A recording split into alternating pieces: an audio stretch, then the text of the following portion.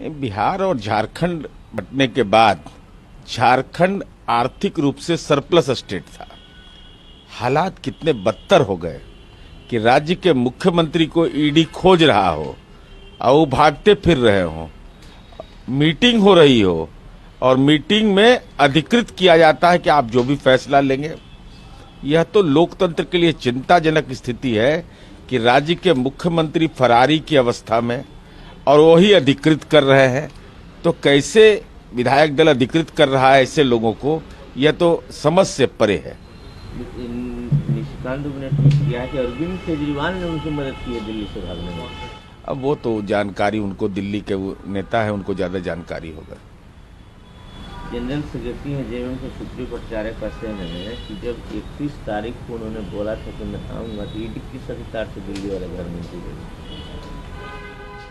मैंने दिल्ली में भी आदिवासियों के नेता हेमंत सोरेन का घर, यह भी अपने आप में खबर है कि आदिवासी अपने जीवन की चुनौती से जूझते हैं, उनके नेता का दिल्ली में घर हो।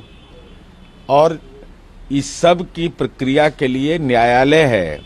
अगर न्यायालय ईडी के दिशा निर्देश का ईडी पालन नहीं करे या ईडी को न्यायालय दिशा निर्देश दे, उसका अनुपालन नहीं हो, तब चिंता का विषय है। ये राजनीतिक न्यायालय से बेहतर है सक्षम न्यायालय में अपनी बात कहना। अधीर रंजन चौधरी कहते हैं कि ममता बनर्जी ने राहुल गांधी की यात्रा में ऑब्स्टिकल पैदा कर दिया। क्या चल रहा है? अरे वो तो इंडिया गठबंधन के अंदर जो अंतर्विरोध है उसका यह रिफ्लेक्शन है।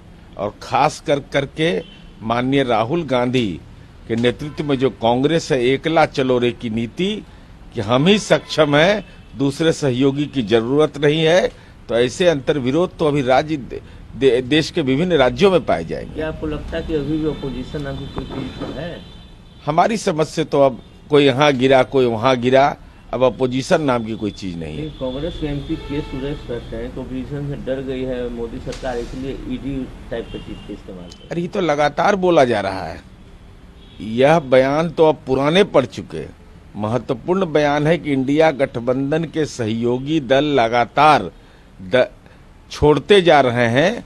अब तो उत्तर प्रदेश में मैंने देखा कि समाजवादी पार्टी ने 17 उम्मीदवार की घोषणा कर दी और कांग्रेस की जुबान खामोश है।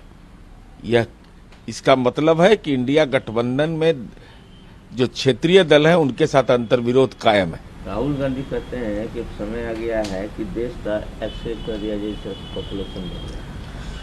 अब माननीय राहुल गांधी जी, देश जिन नीतियों पर चला है उन नीतियों में शिक्षा का प्रचार प्रसार, समाज के गरीब तबके को जब तक आप शिक्षित नहीं करेंगे तो नए भारत के निर्माण में महत्वपूर्ण भूमिका हो ही नहीं सकती है।